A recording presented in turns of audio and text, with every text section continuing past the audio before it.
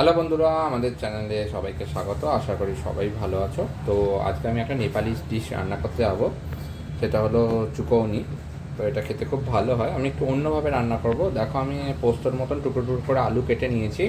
এবারে আমি এটাকে সেদ্ধ করে নেবো। এটা বেশি কিছু লাগে না।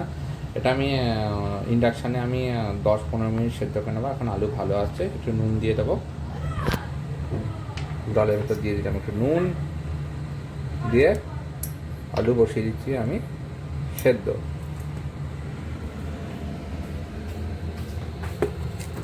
এই চলে গেল, বেশিক্ষণ আমাকে করতে হবে না। এই চলে গেল আলু সেদ্ধ।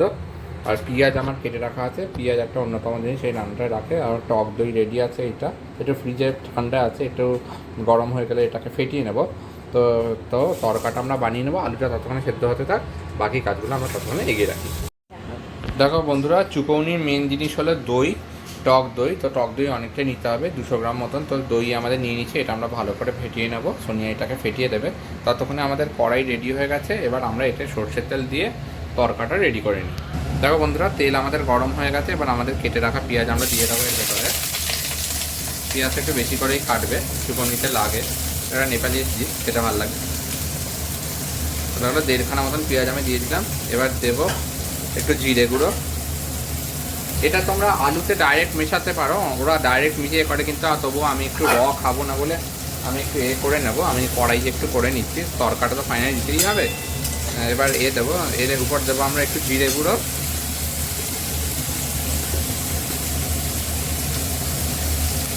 হাফ টেবিল স্পুন জিরে গুঁড়ো দিয়ে দিলাম। দিয়ে দেবো হলুদ গুঁড়ো,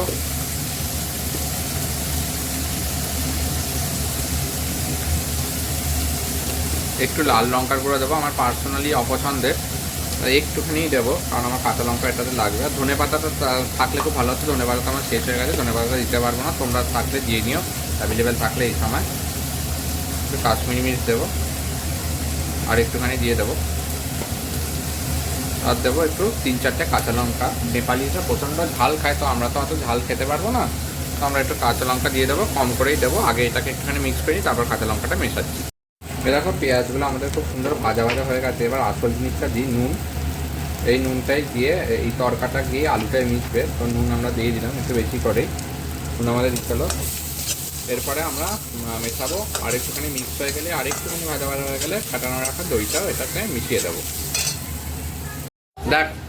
দেখো, পেঁয়াজ আমাদের খুব সুন্দরভাবে হয়ে গেছে। এবার ফেটিয়ে রাখা দইটা নিয়ে এসছে সোনিয়া। দইটা ফেটিয়ে রেখেছিলাম যাতে একটুখানিও বুদবুদি না থাকে, দেখে নেবে, লাম্প না থাকে। তো ওটাই দিয়ে দাও ভালো করে।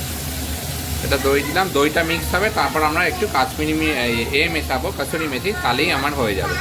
দেখো বন্ধুরা, দই আমাদের অলমোস্ট তেল ছাড়তে শুরু করেছে। তো এবার আমরা দিয়ে দেবো ফাইনালি কাঁচা লঙ্কাটা। একটা করে গেল, 3টে দাও, 3টের বেশি দিয়ে না, ঝাল খাওয়া যাবে।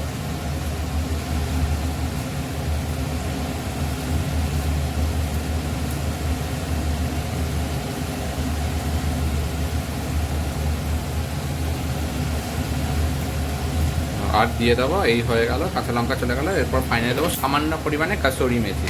এটাকে আমি এভারেস্টের কাসুরি মেথি ইউজ করছি। তো সামান্য কাসুরি মেথি সোনিয়া মিশিয়ে দেবে, বেশি এটা দেবে না, একটা বিচ্ছিরি তেতো ভাব হয়ে যাবে, বন্ধ হয়ে যাবে। হ্যাঁ, ও আমার বাচ্চারা প্রথমে খেলে, তো আমার ওই জন্য কথার একটু মিস্টেক হয়ে যায়। দেখো, কাসুরি মেথি আমাদের বেরিয়ে আসছে। আমরা হাতের ভেতরে একটু করে ক্রাশ করে দিয়ে দেবো। হ্যাঁ, একটু বেশি হয়ে গেছে, একটু কমিয়ে দাও, একটু কমিয়ে দাও, ব্যাস। হ্যাঁ, দেখো কতটা দিচ্ছ, দেখি না। হ্যাঁ, এতটা কাসুরি মেথি আমরা দিয়ে দিলাম।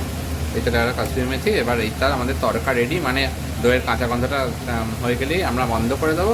তারপর আমরা সেদ্ধ হওয়া আলুতে এটা মেশাবো। আলুটা সেদ্ধ হচ্ছে, তো একটু টাইম লাগবে। তো ফিরে আসছি 1 মিনিট পরেই। দেখো বন্ধুরা, আমাদের আলু সেদ্ধ হয়ে এসে গেছে, গরম ধোয়া বেরোচ্ছে, খুব সুন্দর সেদ্ধ হয়েছে। তরকা তো আমার রেডি করাই আছে। তো যেটা তৈরি করেছি দই দিয়ে, কাসুরি মেথি দিয়ে, ওটা জাস্ট ঢেলে দেবো।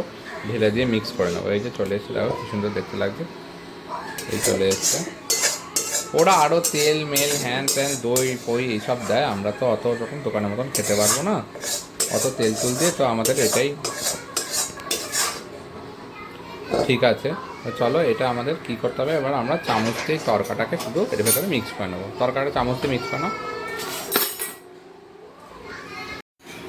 দেখো তরকাটা চামচ দিয়ে মিক্স করে নেওয়া হলো, সুন্দর একটা আলুর কালারও এসে গেল। এটাই হলো নেপালি চুকৌনি। তোমরা ইচ্ছা করলে আর একটু দই আর একটু তেল যেরকম পরিমাণে খাও, খেতে ভালোবাসো সেই রকমভাবে দেবে, এটা খেতে খুব ভালো হয়। এরকমভাবেই বানিয়ে নেবে তোমরা নেপালি চুকৌনি। যদি আরও র করে খেতে আরও র করেও বানানো যায়। চলো এই আমাদের বানানো হলো নেপালি চুকৌনি। আমি খুব সোজাভাবে দেখালাম, ওদের আরও তেল ঘি বাসে কারণ ওরা প্রচুর দেয়, সেরকম হয়তো আমরা খেতে পারবো না, আমরা এরকমভাবে শুকনো শুকনো একটু খাবো। যদি বানাতে চাও এরকমভাবেই নেপালি চুকৌনি তোমরা বানিয়ে নিও। আমি নিয়ে আসবো আবার কোনো নতুন কোনো পদ, আমাদের তোমরা সাথে থেকো। Tata, bye bye.